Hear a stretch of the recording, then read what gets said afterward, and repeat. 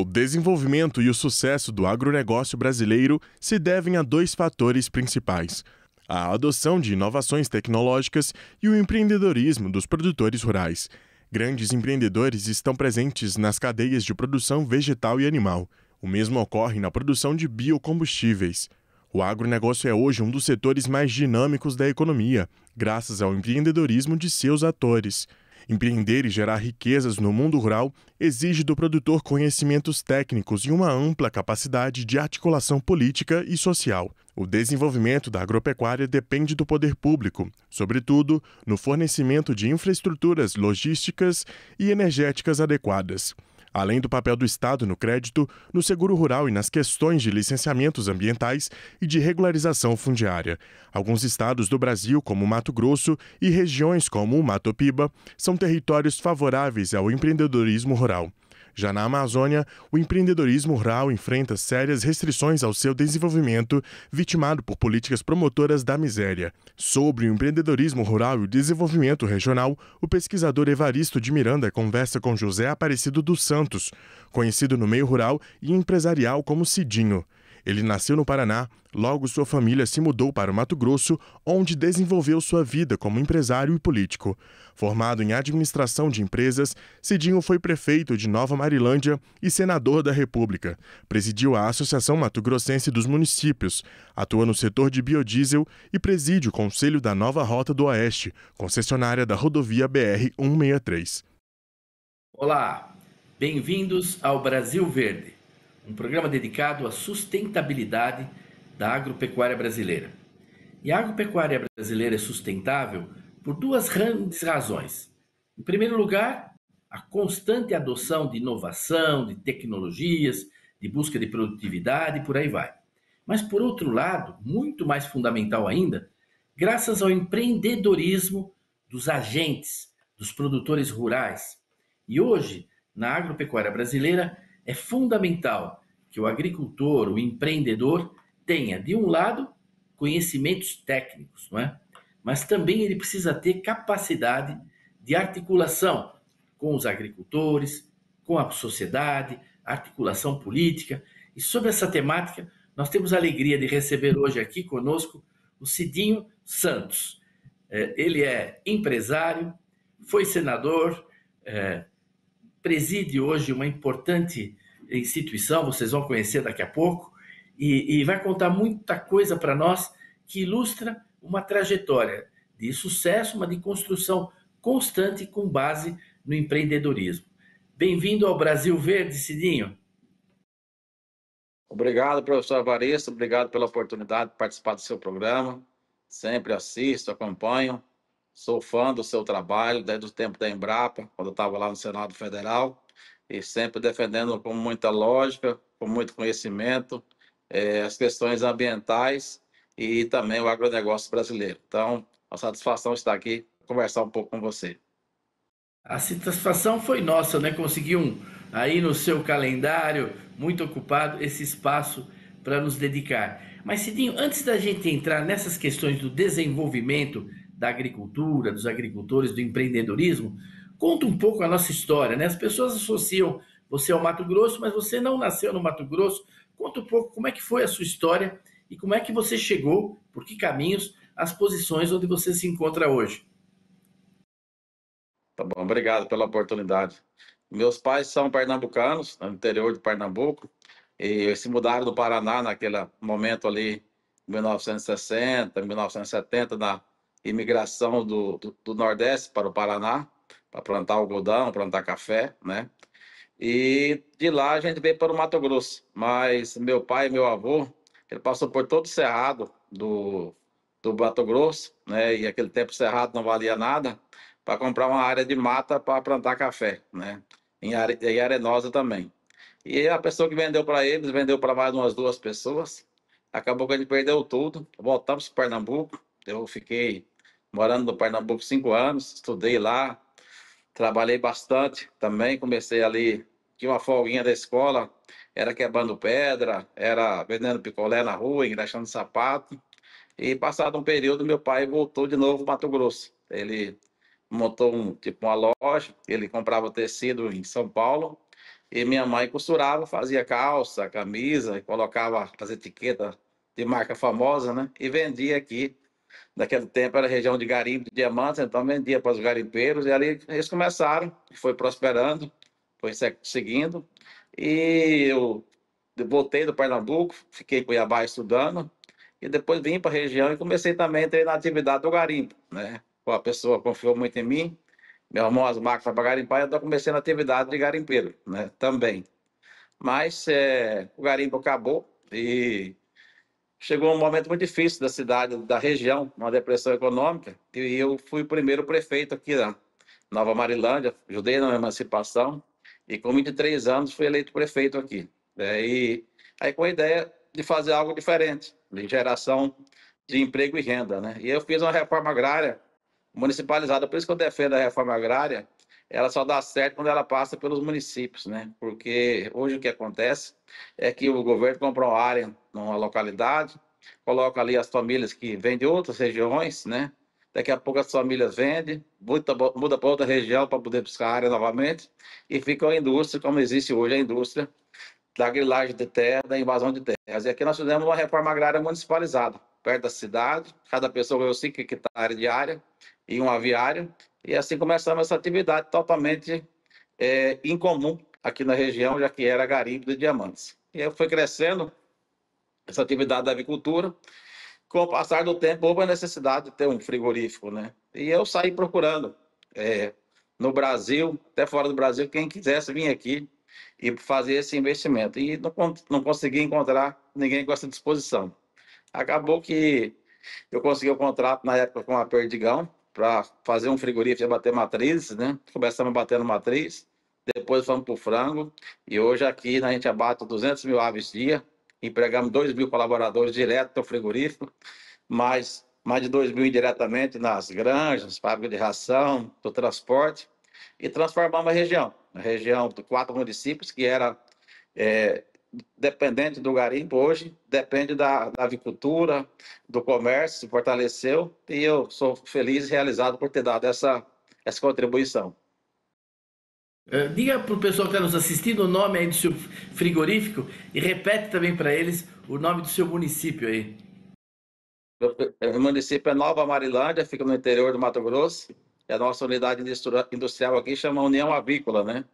E aí depois eu também fui para o lado do biocombustível, que eu sou muito fã, né, do biocombustíveis, e construí aqui na região a primeira unidade de biodiesel, em 2006 ainda, né? Foi a primeira unidade de biodiesel, depois a gente acabou expandindo, fomos para o Pará, para o Piauí, tem outra no Mato Grosso, né? E temos também uma fábrica de ração para cães e gatos aqui do frigorífico. A gente tem muitas farinhas, né? Farinha de vísceras, farinha de pena. E aí essa farinha era utilizada na fábrica de PET. Então a gente usa essa farinha lá na fábrica de PET e acabou, foi um novo negócio nosso. Quer dizer, você é um homem que está na economia circular, né? Praticamente você segue Exatamente. todo o processo, não é? E até termina nessa indústria Sim, de reciclagem animal, agregando valor e produzindo alimento para pet, não é? E você até em São Paulo está investindo agora, não exatamente. é? As farinhas vão para a fábrica de PET e o óleo vai para a indústria de biodiesel. Então acaba, ele não perde nada. Fala que do frango só perde só o piado dele mesmo. Olha só. Agora, você tem uma história também ligada ao Blairo Maggi, não é? Vocês trabalharam junto no estado do Mato Grosso e seguiram numa parceria que juntou, não é, o setor produtivo e também o lado político, né, dando uma outra qualidade, não quer dizer que seja melhor ou pior, né, mas trouxe uma nova qualidade à política. Dá para você falar uma palavrinha sobre essa evolução que acabou te levando até o Senado Federal, não é? Exato. O Blairo Maggi é um amigo de mais de 20 anos, e quando ele candidatou a governador em 2002, ele passou aqui na região e ficou conhecendo do meu trabalho que eu fazia com os pequenos produtores, né? E aí ele falou: olha, ninguém sabe o que você está fazendo aqui, você tem alguma ajuda de governamental? Eu falei: não, faça aqui com o pouco recurso que a prefeitura tem, que a gente faz esse trabalho. Ele falou: se eu for governador, o primeiro lugar pós-eleição que eu vou visitar vai ser Nova Marilândia, eu quero levar esse modelo para outros municípios do Mato Grosso. E pós-eleição, realmente ele veio aqui, né? E passou um dia todo conhecendo as granjas, conversando com as pessoas, né? E aí, logo em seguida, depois, ele me convidou para poder ser secretário de Estado e implantar esse programa através do programa de Estado chamado MT Regional. A gente organizou os consórcios regionais, organizamos as cadeias produtivas e eu acabei deixando a prefeitura para poder ajudar ele no governo do Mato Grosso. E seguimos essa parceria até 2010, quando ele renunciou o mandato de governador para candidatar ao Senado, né? E aí eu voltei, então, para minhas atividades empresariais. Passado 3 meses, ele me convidou para na convenção para ser suplente dele, e que foi uma surpresa, porque tem muitas pessoas que queriam, né? Mas ele viu em mim um potencial, que talvez nem eu mesmo imaginaria que teria, né? E fui suplente dele. Logo no primeiro ano, ele não ficou muito satisfeito, porque o Blair é uma pessoa de muita realização, né? Das coisas acontecerem de forma muito rápida. E em Brasília, especialmente no Legislativo, as coisas demoram para acontecer. Eu saí de lá em 2020, até essa semana voltou um projeto de lei que eu tinha apresentado lá, da questão de regulamentação dos sabonetes artesanais. Para você ver, tem 5 anos agora que voltou o meu projeto. Então as coisas demoram muito para acontecer. E aí, então, logo no primeiro ano ele já tirou licença, eu assumi, no segundo ano também. Depois ele foi para o Ministério e acabei ficando, se eu contar o mandato todo do Blair, dos 8 anos, eu fiquei quase 5 anos, ele ficou 3 no mandato. Então, no Senado foi uma oportunidade que eu tive de me relacionar bastante com diferentes pessoas e poder também contribuir naquele momento ali com a reforma trabalhista, que eu considero que era muito importante ali no governo Michel Temer, outras reformas que foram importantes para o Brasil, e principalmente fazer a defesa do nosso setor do agronegócio. Eu acho que você é um exemplo dessa capacidade que todos deveriam ter, né? As lideranças, de ter interlocução, né? Qualquer que seja o governo, né? O agro, ele tem que se desenvolver, ele tem que prosseguir. Às vezes um governo é melhor de um lado, do outro, mas essa interlocução é fundamental para ter esses avanços, né? E recentemente agora, no Estado, você assumiu aí um desafio, não é? Ligado à logística, não é? Ligado à melhoria da gestão, quer dizer, é uma história que eu gostaria que você contasse um pouco para as pessoas entenderem, porque é uma concessão de uma estrada, se eu entendi bem, você me corrige, se eu estiver errado, Sim. mas que o Estado assumiu a concessão, né? Da 163, que é uma estrada enorme, né? Atravessa o país longitudinalmente, e você está fazendo aí um trabalho inédito, eu diria assim, com muito sucesso. Eu gostaria que você contasse isso para nós. Só que é o seguinte, nós estamos chegando no momento de um intervalo, nós vamos fazer um pequeno intervalo e logo depois do intervalo, se você concordar, você conta para nós essa sua participação no desenvolvimento da infraestrutura do Mato Grosso. É um minutinho e a gente já volta aqui no Brasil Verde. Até já!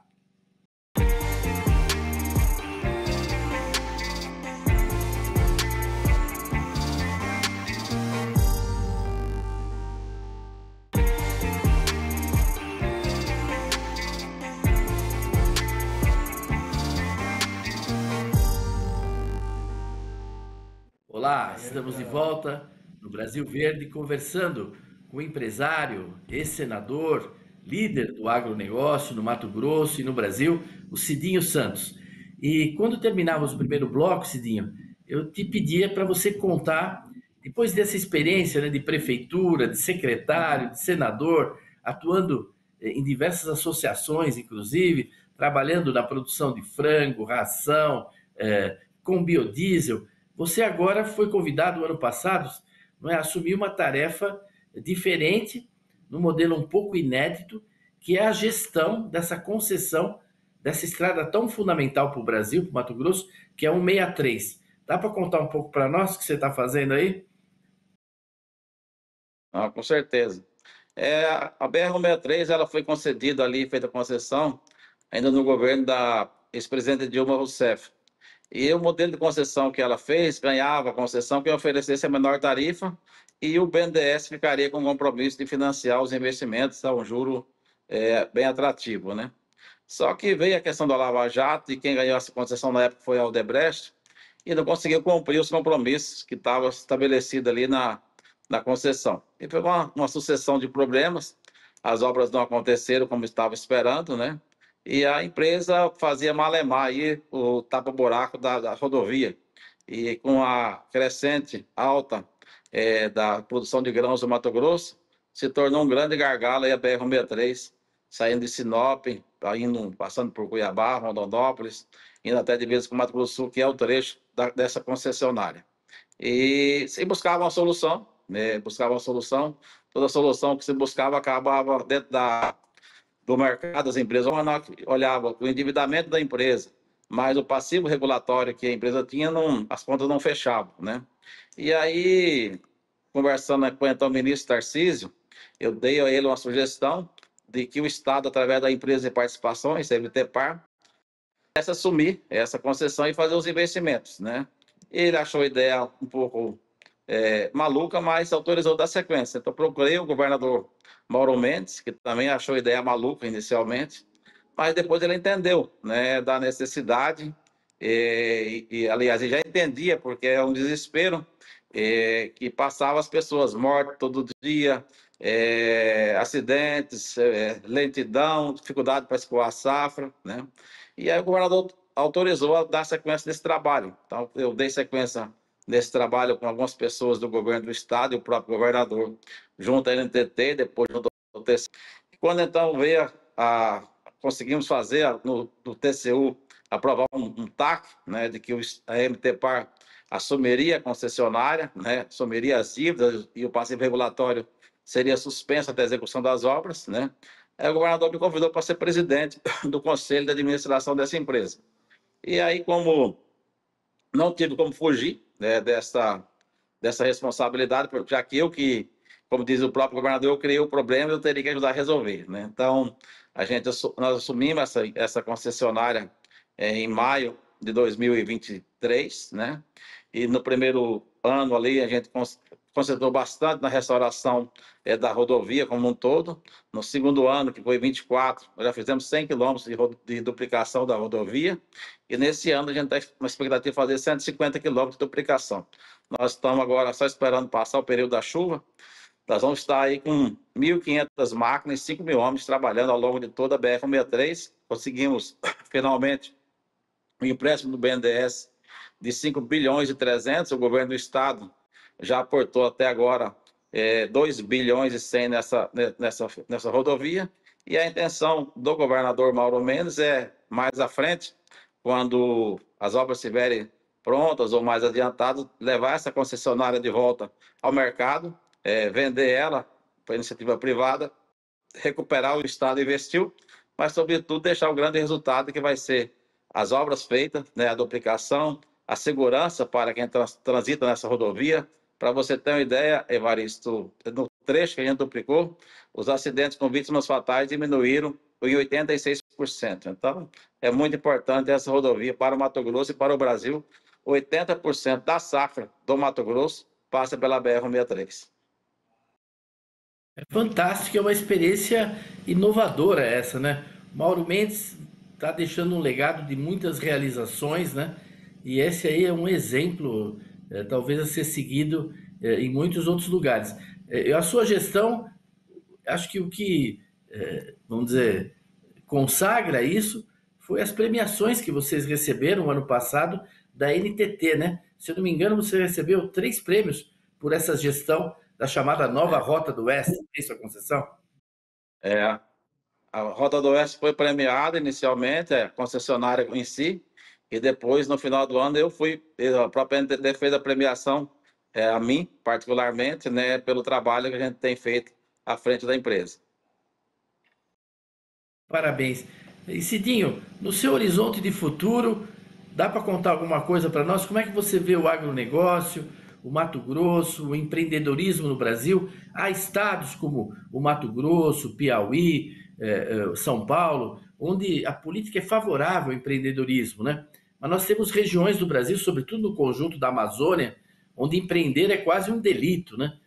Onde às vezes se tem uma política do atraso, se aposta em coisas do passado, que não trazem riqueza, não geram renda, né? Como é que você vê esse desafio do empreendedorismo? Você que lidera também um grupo muito conhecido aí, que são os empreendedores do Brasil, né? É isso aí. Você faz parte, eu sou feliz de você estar lá conosco sempre contribuindo. Ser empreendedor no Brasil é um grande desafio, né? Eu sempre falo que o Brasil tem todos esses problemas que tem, o país tem, só que também é um país de oportunidades, de dar a oportunidade para uma pessoa como eu, uma pessoa de família simples, uma pessoa de família humilde, né? Eu mais dois irmãos, eu sou o irmão mais velho, e saí lá do Pernambuco, como saí depois, vim do Paraná para cá, depois voltamos para cá, e construir, né, um patrimônio, gerar emprego, gerar renda. Então, é um país que, como a minha história, tem muitos e muitos empreendedores. Na semana passada mesmo tivemos com o Ricardo Faria, lá no aniversário de 50 anos, que é também uma história fantástica. Então, o Brasil tem essas oportunidades e tem aí as dificuldades que existem para o empreendedor no Brasil. Tanto a insegurança jurídica, da questão do poder judiciário, da justiça trabalhista, as questões ambientais, como você citou. Por que que o Piauí é um estado, a gente tem investimento lá, o estado acontece? Porque apesar de ser um estado que é governado pelo PT, mas tem uma liberdade econômica muito forte. Quando você chega no Piauí e fala que quer empreender lá, tanto o prefeito como o governador, os secretários de governador fazem questão de tratar bem o empreendedor, de abrir as portas e facilitar, né? Então, isso é muito importante, né? E, como você citou, na Amazônia. A Amazônia, infelizmente, tem uma questão de cultura, de conceito, de que não se pode empreender na Amazônia. E tem uma riqueza fantástica no Pará. Eu sempre circulo por lá e considero o Pará como futuro Mato Grosso, até mais forte ainda, que o Pará tem uma produção mineral muito forte, tem um extrativismo, muita coisa para ser explorado ainda, né? Mas é preciso que as questões ambientais, né? Esse dia o governador Mauro Mendes escreveu um artigo falando no Brasil tudo não pode, né? Tudo não pode, e acaba que vai segurando o desenvolvimento do país, né? E esse agro nosso, que você conhece muito bem, que é tão importante, se tivesse oportunidades, se tivesse não atrapalhando o agro, com certeza nós seríamos mais fortes ainda e estaria contribuindo muito mais com a riqueza do nosso Brasil. É verdade, né? Um exemplo praticamente escandaloso é o caso da Ferrogrão aí, não é? No Mato Grosso, né? Um empreendimento ferroviário essencial, não é? Positivo para o meio ambiente, para dar rentabilidade e está bloqueado por uma demanda de uma ONG que foi levada por um partido super minoritário, por uma decisão monocrática, e nós estamos aí há anos, né? Com tudo pronto, até com licenciamento, né? Isso parado, né? Sim, é uma aberração tão grande que eles alegam que a ferrovia pode prejudicar o meio ambiente, vai passar perto de uma reserva indígena, e milhares de caminhões passam diariamente ali emitindo gás poluente, né, o CO2 ali, e pela queima dos motores, né? E isso eles não consideram, né? Uma ferrovia que é uma energia limpa, que vai expelir muito menos gás, eles não consideram, e aí considera ficar da forma como está. Então, realmente, infelizmente, esse é o nosso Brasil, né? É o Brasil que temos, né? E a gente tem que tentar continuar Brasil que temos. avançando. Felizmente, o empreendedorismo do agro tem ajudado a superar muitas limitações, né? Eu vejo mesmo o caso de Roraima, um estado que de alguma forma cansou um pouco de olhar para o sul, para o Brasil, hoje está olhando lá mais para a Guiana, né? Mas esses agricultores que perderam Sim, áreas para terras indígenas, por um monte de coisa, se reconstruíram, desenvolveram a agricultura. O PIB agrícola hoje é o maior da história, né? Realmente sim. a gente vê o dinamismo da agricultura brasileira, o caso do Piauí, que você citou, né? Eu acho que nós fizemos assim um tour dessa questão. Nós estamos caminhando aqui um pouco para o final do programa e eu queria, Cidinho, te passar a palavra para você fazer as considerações finais que você gostaria de destacar, alguma mensagem que você queira deixar para quem está nos assistindo aí em todo o Brasil.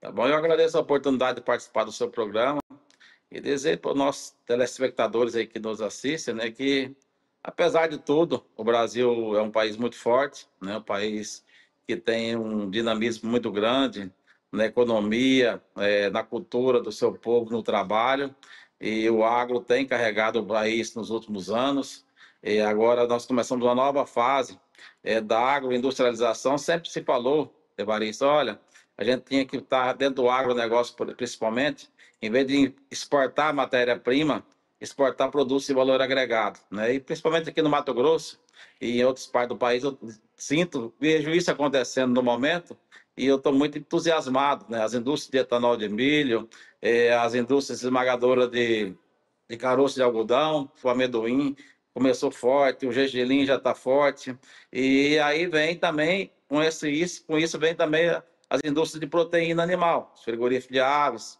de suínos, né? As indústrias de biodiesel. E aí hoje temos uma condição muito mais positiva, né? Em vez de estar exportando para a China, soja em grão, exportando milho em grão, nós estamos exportando DDGS para a China, estamos exportando frango, estamos exportando bovino, estamos exportando suíno, e aqui com essa produção, fazendo biodiesel, fazendo o etanol, né? Então o agronegócio ele tem muito para acontecer ainda dentro da industrialização na cadeia. É verdade, você concluiu muito bem, quer dizer, o agronegócio, ele ajuda a reindustrialização do país, na montante, com todos os insumos modernos, de máquinas, de química, de fertilizantes, de sementes que ele suscita, e depois toda essa indústria na jusante que você acabou de citar. Infelizmente, nós terminamos o nosso tempo. Eu queria agradecer muito, Cidinho, a sua disponibilidade, a sua participação. Espero que no futuro a gente tenha a ocasião de voltar a conversar e aí poder desenvolver mais outros aspectos. Queria agradecer a audiência de todos e convidá-los a estarem de novo conosco aqui na semana que vem para mais um Brasil Verde. Até lá!